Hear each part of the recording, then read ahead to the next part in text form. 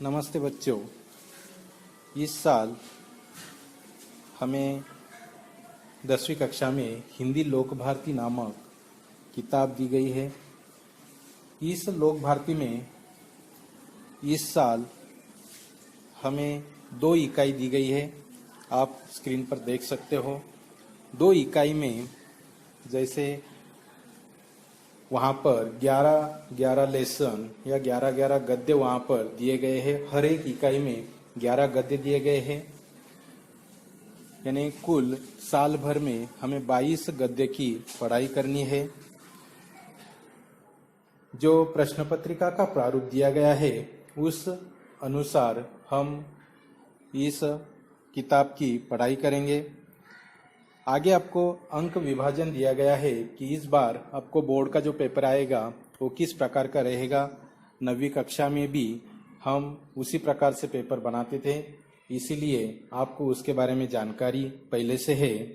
आपको यहाँ पर गद्य पर आधारित 20 मार्क के प्रश्न पूछे जाएंगे, पद्य पर आधारित 12 मार्क के प्रश्न पूछे जाएंगे और पूरक पठन इस विभाग में आपको 8 मार्क पर आधारित प्रश्न पूछे जाएंगे।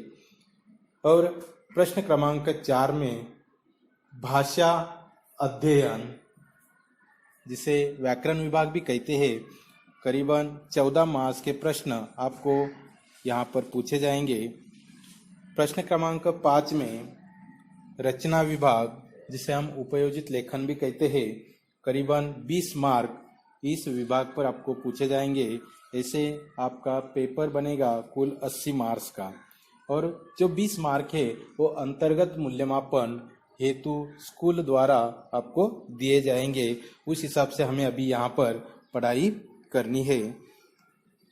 आगे हम आज इस सेशन के माध्यम से अपने प्रश्न पत्रिका प्रारूप के अनुसार प्रश्न क्रमांक 4 जो व्याकरण पर आधारित है उसे हम वहाँ पर पढ़ने की कोशिश करेंगे। प्रश्न क्रमांक 4 में करीबन 11 प्रश्न आपको पूछे जाएंगे और वो 11 प्रश्न आपको 14 मार्क्स के लिए पूछे जा सकते हैं। इसीलिए प्रश्न क्रमांक 4 में पहला प्रश्न आपको पूछा जाएगा कि निम्नलिखित वाक्य में अधोरेखांकित शब्द का भेद पहचान कर लिखिए। इस प्रश्न में आपको एक वाक्य दिया जाएगा। उस वाक्य में किसी एक शब्द को अधोरेखित करके या अधोरेखांकित करके दिया जाएगा।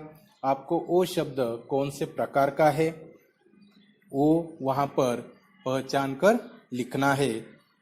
जब आप लिखते समय याद रखना है कि अधोरेखांकित किया गया शब्द भी लिखना है, उसके सामने योजक चिन्ह मतलब डैश करके वो शब्द कौन से प्रकार का है उसका भेद या शब्द का प्रकार वहां पर लिखना अपेक्षित है।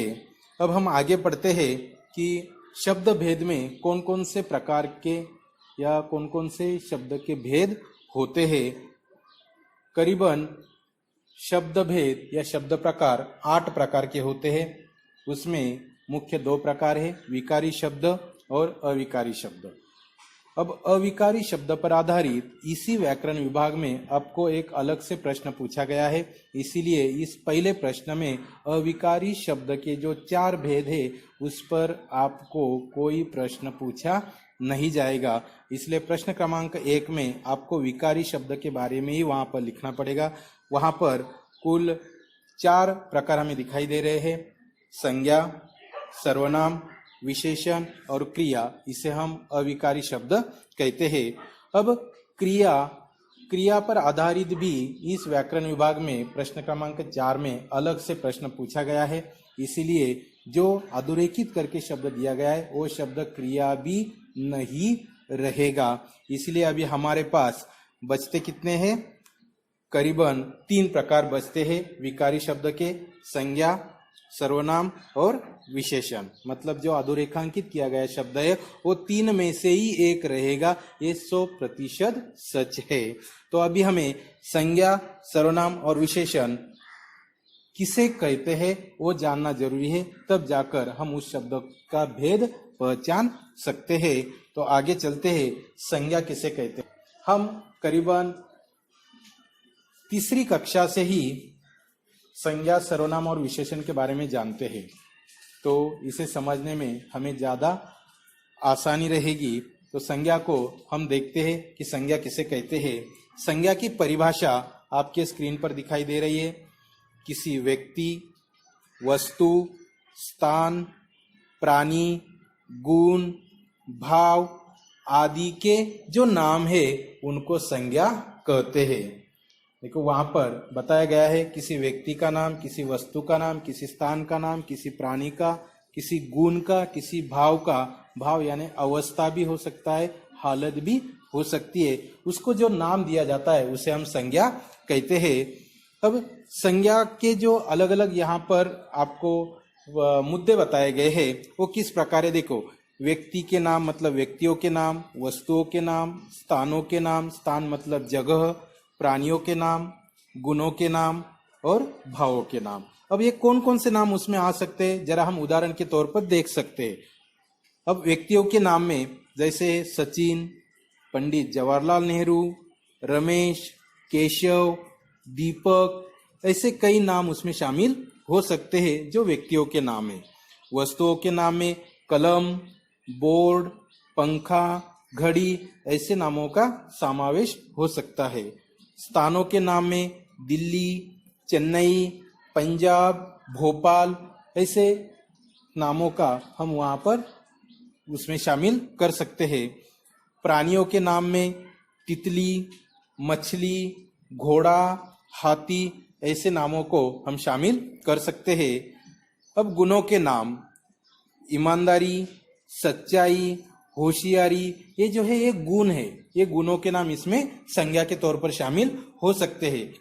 भावों के नाम जैसे दया, करुणा, क्रोध, प्रसन्नता, दुखी, ये जो भाव है, ये जो दशा है, ये इस संज्ञा में शामिल हो सकते हैं। अब संज्ञा की पढ़ाई करते समय भले हमें पता चला है कि संज्ञा के कौन कौन से रूप होते या संज्ञा शब्द किस प्रकार का होता है, पर अभी संज्ञा के भी कुछ उपभेद दिए गए हैं। करीबन संज्ञा के 5 उपभेद है, जिसमें व्यक्तिवाचक संज्ञा, जातिवाचक संज्ञा, भाववाचक संज्ञा, समूहवाचक संज्ञा और एक है द्रव्यवाचक संज्ञा। पर मैं आपको यहाँ पर बताना चाहता हूँ कि जहाँ पर भी आप शब्द का भेद लिखोगे वहाँ पर आपको खाली वो शब्द संज्ञा है, सर्वनाम है या विशेषण है उतना ही लिखना है। संज्ञा का उपप्रकार, सर्वनाम का उपप्रकार या विशेषण का उपप्रकार लिखना नहीं है। ये खाली हमें जानकारी हो इसलिए आपको बताया जा रहा है। अब व्यक्तिवाचक संज्ञा मतलब जिसे हम प्रॉपर नाउन्स कहते हैं, किसी भी व्यक्ति का जो भी नाम होता है उसे हम व्यक्तिवाचक संज्ञा कहते हैं। जातिवाचक संज्ञा मतलब जो संज्ञा बनकर जो शब्द आया है वो किस जाति में आता है, अगर वो जाति दर्शा रहा है तो उसे जातिवाचक संज्ञा कहते हैं। जैसे बिल्ली एक प्राणी का नाम है तो बिल्ली ये व्यक्तिवाचक संज्ञा हुई और प्राणी ये जातिवाचक संज्ञा हुई। भाववाचक संज्ञा जैसे हमने वहां पर देखा, भावों के नाम जैसे लाचारी, ईमानदारी, ये भाववाचक संज्ञा में आते हैं। और एक यहाँ पर दिया गया है समूहवाचक संज्ञा। समूहवाचक एक शब्द में ही उसकी परिभाषा में वहां पर प्रतीत होती है। समूह यानी ग्रुप, वाचक यानी दिखाना, यानी जो संज्ञा शब्द समूह को दिखाता है या प्रेषित करता है उसे समूहवाचक संज्ञा कहते हैं। जैसे परिवार, भीड़, झुंड, कक्षा, यानी यहाँ पर कोई एक व्यक्ति नहीं है, वो ज्यादा संज्ञा नाम एक साथ वहां पर आ सकते हैं। अब आगे है द्रव्यवाचक संज्ञा। द्रव्यवाचक संज्ञा यह संज्ञा का 5वां प्रकार है। इसमें जो भी मेटल्स है, जो भी धातु है या जो भी लिक्विड पदार्थ है वो सारे इस द्रव्यवाचक संज्ञा में आते हैं। जैसे दूध, घी, कोयला, तेल, सोना, चांदी, लोहा, ये जो सारे शब्द है ये शब्द सारे द्रव्यवाचक संज्ञा रूप में हमें दिखाई देते हैं। तो आपको यहाँ पर संज्ञा अच्छे से समझ में आई होगी ऐसी मैं आशा करता हूँ। अब दूसरा भेद है, जैसे हमारा एक संज्ञा भेद तो पूरा हो चुका। अगर अधोरेखांकित शब्द अब तक हमने जितना देखा उसमें से नहीं है तो मतलब वो संज्ञा शब्द नहीं है। तो अधोरेखांकित शब्द अगर सर्वनाम है तो सर्वनाम को कैसे पहचानेंगे, तो सर्वनाम को पहचानने के लिए हमें सर्वनाम को जानना जरूरी है। तो चलो सर्वनाम क्या है वो पहले जान लेते हैं। सर्वनाम की परिभाषा उसके नाम में ही शामिल है। सर्व मतलब सभी, नाम मतलब नाम वाले शब्द, यानी सभी ऐसे शब्द जो नाम वाले शब्द है, यानी सभी ऐसे शब्द जो नाम वाले शब्द है उसे हम सर्वनाम कहते हैं। अब ऐसे शब्द कौन कौन से हैं? परिभाषा वहां पर दी गई है।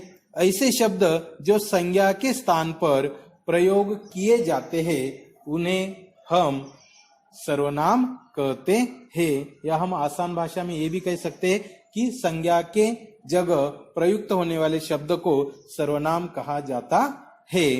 उदाहरण के लिए जैसे मैं, हम, तुम, आप, वे, वह, यह, ये, किसका, कौन, कहाँ, किसे, किधर, इस प्रकार के शब्द सर्वनाम में शामिल होते हैं। अब सर्वनाम के भी कुछ प्रकार है। सर्वनाम के 6 प्रकार दिए गए हैं, जिसमें पुरुषवाचक सर्वनाम, निश्चयवाचक सर्वनाम, अनिश्चयवाचक सर्वनाम, प्रश्नवाचक सर्वनाम, संबंधवाचक सर्वनाम और निजवाचक सर्वनाम। यहाँ पर भी हमें सर्वनाम ही लिखना है, सर्वनाम का उपभेद हमें जवाब में लिखना नहीं है। अब सर्वनाम के जो उपप्रकार है पुरुषवाचक सर्वनाम में, जैसे मैं, हम, तुम, आप, वह, यह, ये, वे, ऐसे शब्द पुरुषवाचक सर्वनाम में आते हैं। निश्चयवाचक सर्वनाम में यह, ये, वह, वे, ऐसे शब्द जो है वो निश्चयवाचक सर्वनाम में आते हैं। यह मेरी पुस्तक है, उदाहरण वहां पर दिया गया है।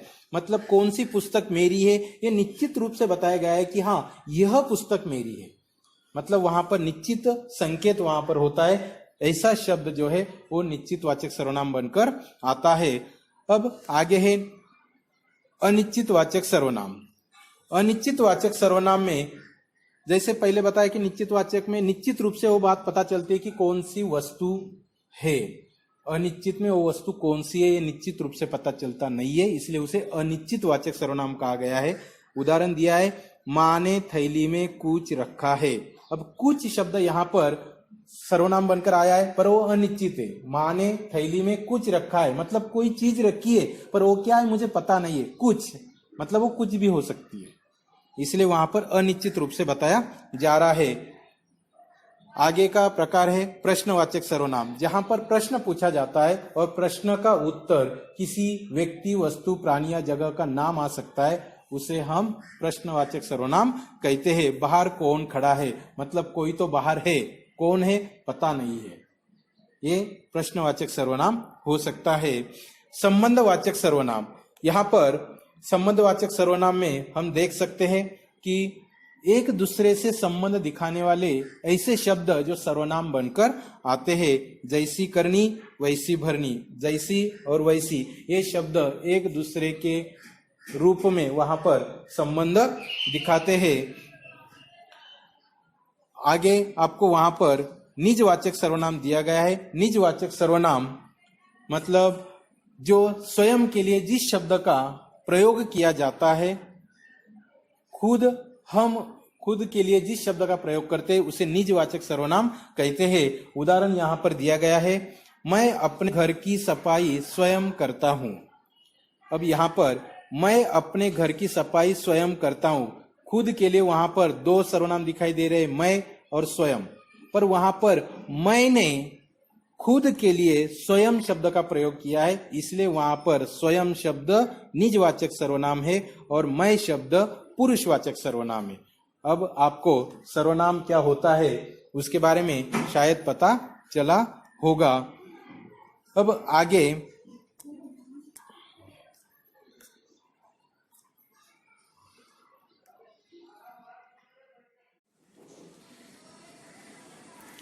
अब तीसरा प्रकार है विशेषण, जो अधोरेखांकित शब्द का भेद पहचानने में हमें तीसरे प्रकार की भी आवश्यकता होगी। इसलिए विशेषण शब्द कौन सा रहता है या कौन सा हो सकता है उसे पहचानने में भी हमें मदद मिलनी चाहिए। देखते हैं विशेषण की परिभाषा। वह शब्द जो संज्ञा या सर्वनाम की विशेषता बताता है उसे विशेषण कहते हैं। यानी वाक्य में जो शब्द संज्ञा या सर्वनाम की विशेषता बताता है उस शब्द को हम विशेषण कहते हैं। उदाहरण दिया गया है नीचे, वैष्णवी बहुत सुंदर है। अब इस वाक्य में संज्ञा है वैष्णवी। अब वैष्णवी कैसी है? सुंदर है। तो सुंदर शब्द वैष्णवी की मतलब संज्ञा की विशेषता बताता है, इसलिए सुंदर शब्द वहां पर विशेषण है। आज बहुत अधिक गर्मी है। गर्मी यहाँ पर संज्ञा बनकर आई है। अब गर्मी कैसी है? बहुत अधिक, यानी अधिक यहाँ पर विशेषण है। अब किसी बच्चे के मन में ये संदेह हो सकता है कि सर बहुत भी विशेषण है, पर बहुत विशेषण यहाँ पर नहीं है। क्यों? क्योंकि यहाँ पर बहुत किसकी विशेषता बता रहा है? अधिक शब्द की। गर्मी अधिक है, कैसी है? बहुत अधिक है। मतलब अधिक शब्द में अधिक शब्द की विशेषता बहुत शब्द बताता है। और जब किसी विशेषण की विशेषता बताने वाला शब्द वहां पर आता है तो उसे वहां पर प्रशिवेश नाम से वहां पर पहचाना जाता है। चौथा वहां पर वाक्य दिया गया है, एक रतन घोर परिश्रमी है। रतन संज्ञा है, तो रतन कैसा है? परिश्रमी। तो परिश्रमी ये शब्द वहां पर विशेषण बनकर आया है। अब यहाँ पर हम देख सकते हैं कि सुंदर शब्द विशेषण है, बहुत शब्द वहां पर विशेषण नहीं दिखाया गया है, अधिक शब्द वहां पर विशेषण दिखाया गया है। तीसरे वाक्य में बिल्कुल शब्द विशेषण दिखाया गया है और चौथे वाक्य में परिश्रमी शब्द वहां पर विशेषण दिखाया गया है। अब विशेषण के भी कुछ प्रकार है, 4 प्रकार दिखाई गए हैं। गुणवाचक विशेषण, संख्यावाचक विशेषण, परिणामवाचक विशेषण और सार्वनामिक विशेषण। विशेषण का पहला प्रकार है गुणवाचक विशेषण। अब यहाँ पर भी हमें अगर अधोरेखांकित शब्द अगर विशेषण है तो खाली वो विशेषण है तो विशेषण ही लिखना है, विशेषण का उपप्रकार आपको जवाब में लिखना नहीं है। गुणवाचक विशेषण में गुण, दोष, आकार, प्रकार, रंग, रूप, गंध इत्यादि के बारे में वहां पर वर्णन किया जा सकता है। संख्यावाचक विशेषण में कोई नंबर्स वहां पर आता है, कोई संख्या वहां पर आती है जो संज्ञा या सर्वनाम की विशेषता बनकर आती है। जैसे मैंने 3 पुस्तकें खरीदी, पुस्तकें वहां पर संज्ञा है। कितनी पुस्तकें? 3, मतलब वहां पर नंबर आया है, इसलिए 3 शब्द वहां पर संख्यावाचक विशेषण बनकर आया हुआ है। आगे प्रकार है परिमाणवाचक विशेषण। रतन 5 किलो शक्कर लाएगा। अब यहाँ पर परिमाणवाचक मतलब परिमाण मतलब नापतोल करना। यहाँ पर कितने किलो शक्कर है? 5 किलो। तो वहां पर किलो, लीटर ऐसे शब्द आते हैं जो नापे गए हैं। मीटर यानी जो नापने की इकाइयां दी गई है वो अगर आती है तो वहां पर वो परिमाणवाचक विशेषण कहलाती है। उसके बाद विशेषण के प्रकारों में चौथा प्रकार है सार्वनामिक विशेषण। ज्यादातर इस प्रकार का विशेषण परीक्षा में पूछा नहीं जाता है क्योंकि ये सर्वनाम भी कहलाता है और सार्वनामिक विशेषण भी। खाली जगह अगर बदलता है तो उसका रूप या उसका भेद बदलता हुआ दिखाई देता है। वहां पर एक वाक्य दिया गया है, देखो, यह घर मेरा है। कौन सा घर मेरा है? यह, यानी घर की विशेषता दी गई है कि यह घर मेरा है। यहाँ पर वो सार्वनामिक विशेषण है। यह मेरा घर है, यहाँ पर यह मेरा, यहाँ पर वो सर्वनाम बनकर आया है। पहले वाक्य में वो सार्वनामिक विशेषण है तो दूसरे वाक्य में वो सर्वनाम बनकर आया है, इसलिए वहां पर जो विद्यार्थी है, छात्र है, वो संभ्रमित हो सकते हैं। इसीलिए इस प्रकार के प्रश्न वहां पर दिए नहीं जाते हैं। अब हमें वहां पर याद रखना है कि जो हमें प्रश्न क्रमांक 4 में अधोरेखांकित शब्द का भेद पहचान कर लिखिए, ये जो प्रश्न आएगा उस प्रश्न में हमें संज्ञा, सर्वनाम और विशेषण इन 3 में से ही वो एक जवाब रहेगा। ये 100% सच है, इसीलिए लिखते समय वो शब्द भी लिखना है, योजक चिन्ह लगाकर इन 3 में से वो कौन से प्रकार का शब्द है वो लिखना है। इन तीनों प्रकारों के भेद लिखना नहीं है। आपको आज प्रश्न क्रमांक 4 का पहला प्रश्न समझ में आया होगा, ऐसी मैं आशा करता हूँ। धन्यवाद।